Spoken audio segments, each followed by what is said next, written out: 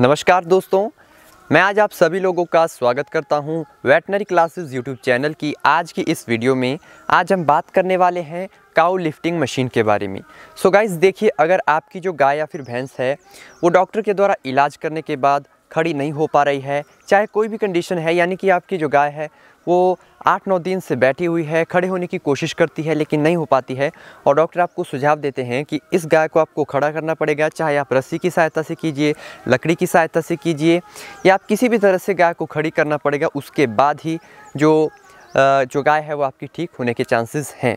या फिर लंबे समय से आपकी जो गाय है वो बैठी हुई है, यानी कि गाय खड़ा होने की कोशिश करती है लेकिन उठ नहीं पाती है, और कई बार जो गाय होती है वो डाउनर काउ सिंड्रोम का शिकार हो जाती है। कई बार पशु में डिसलोकेशन हो जाता है, या फिर कई बार पशु पैरालाइज हो जाता है। कई बार पशु मिल्क फीवर के कंडीशन में इतनी ज़्यादा बुरी तरह से वो डाउनर काउ सिंड्रोम की कंडीशन में चला जाता है, यानी कि पशु किसी भी तरह से अगर बैठा हुआ है, फिर खड़ा होने में दिक्कत कर रहा है, सारी दवाइयाँ मेडिसिन यूज़ में लगा ली, अब डॉक्टर ने कहा है कि बस आप इंतज़ार कीजिए क्योंकि अब ये कभी भी खड़ी नहीं हो पाएगी।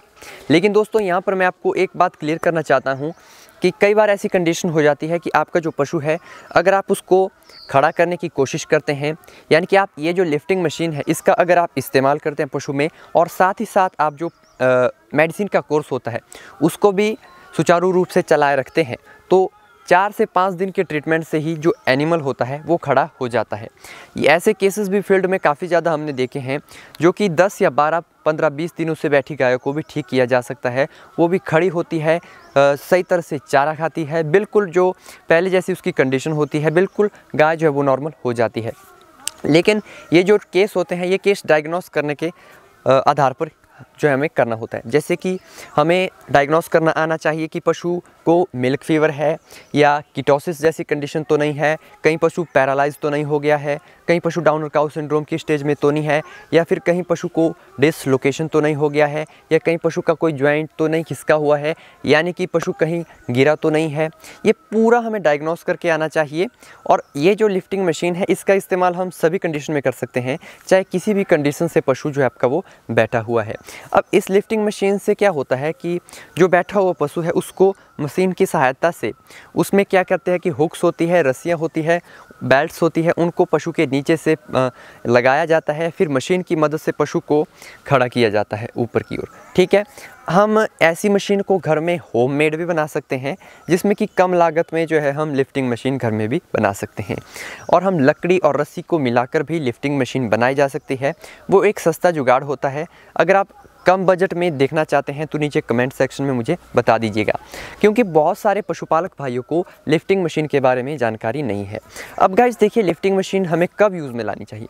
अगर हमारे घर में नॉर्मली एक गाय है, एक गाय को हम पाल रखते हैं, तो ऐसी कंडीशन में जो लिफ्टिंग मशीन है उसको परचेज़ करना बिल्कुल भी सही नहीं है, क्योंकि लिफ्टिंग मशीन का इस्तेमाल जैसे बड़े बड़े डेयरी फार्म्स होते हैं जिसमें कि 400-500 या हज़ारों की संख्या में गाय होती है, या 40-50 गाय होती है, उनमें लिफ्टिंग मशीन का यूज़ होना ज़रूरी है, क्योंकि इसका जो बजट होता है वो मशीन देखने के हिसाब से होता है। क्योंकि ये जो मशीन्स होती है ये काफ़ी महंगी आती है। ये जो मशीन्स है वो 2, 2.5, 3 लाख तक भी आती है, और नॉर्मली जो है वो 40-50 हज़ार की भी आती है। लेकिन इसको हमें होममेड बनाना चाहिए, घर में लकड़ी की सहायता से, रस्सी की सहायता से। अगर आप देखना चाहते हैं तो कमेंट कीजिएगा, उस पर भी मैं आपको एक वीडियो बना के दिखा दूंगा। क्योंकि ये जो लिफ्टिंग मशीन होती है ये ज़्यादातर डेयरी फार्म्स, जो बड़े बड़े डेयरी फार्म्स होते हैं उसमें यूज़ में लाई जाती है, और उनको उतना बेनिफिट भी है पशु से, जिसकी वजह से उस मशीन को खरीदेंगे तो उनको कोई भी वहाँ पर जो है नुकसान नहीं देखना पड़ेगा। लेकिन हमारा अगर कोई 1 या 2 पशु रखने वाला पशुपालक इस मशीन को खरीदता है तो वो काफ़ी कर्जे में जा सकता है। और उनके लिए सलाह है, जिनके पास 1 या फिर 2 पशु है, अगर उनका पशु भगवान न करे कि कभी बैठ जाता है, इस तरह की कंडीशन हो जाती है, तो वो घर में होममेड बना सकते हैं, लकड़ी और रस्सी की सहायता से बना सकते हैं।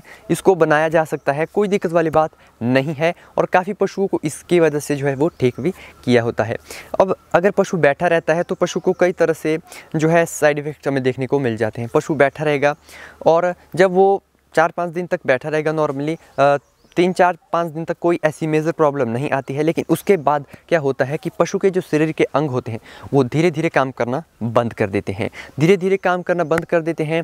लास्ट में जाकर पशु के हार्ट को अफेक्ट करता है, जो ब्लड सप्लाई होती है वो डिक्रीज़ हो जाती है, फिर पशु में लास्ट में क्या होता है कि जब ब्लड सप्लाई आना बंद हो जाती है तो फिर उस वजह से पशु की जो है वो डेथ हो जाती है, क्योंकि जो ऑर्गन्स होते हैं वो अपना काम करना बंद कर देते हैं।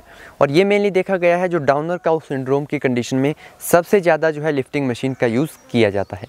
तो लिफ्टिंग मशीन अगर आप परचेज़ करना चाहते हैं तो नीचे मेरा नंबर है, वहाँ से आप मुझे व्हाट्सएप या फिर कॉल कर सकते हैं और मैं आपको एक अच्छी लागत पर मशीन दिलवाने की कोशिश करूंगा।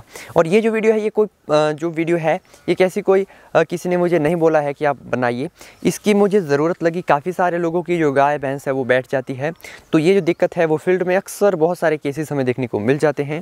और इसीलिए ये जो मशीन है इसका मैं आपको बता रहा हूँ कि ऐसी भी कोई मशीन होती है जो बड़े बड़े डेयरी फार्म्स होते हैं वो इसका यूज़ कर सकते हैं, लेकिन जो हमारे आम पशुपालक भाई हैं वो इस मशीन को उपयोग में न लाएं, क्योंकि आप वहाँ पे घाटे का सौदा कर सकते हैं। उसके लिए आप होममेड बना सकते हैं। अगर आप होममेड पर वीडियो देखना चाहते हैं तो हमें कमेंट में ज़रूर बताइएगा। अगर वीडियो पसंद आई हो तो वीडियो को लाइक, शेयर और सब्सक्राइब कीजिएगा। Thanks for watching.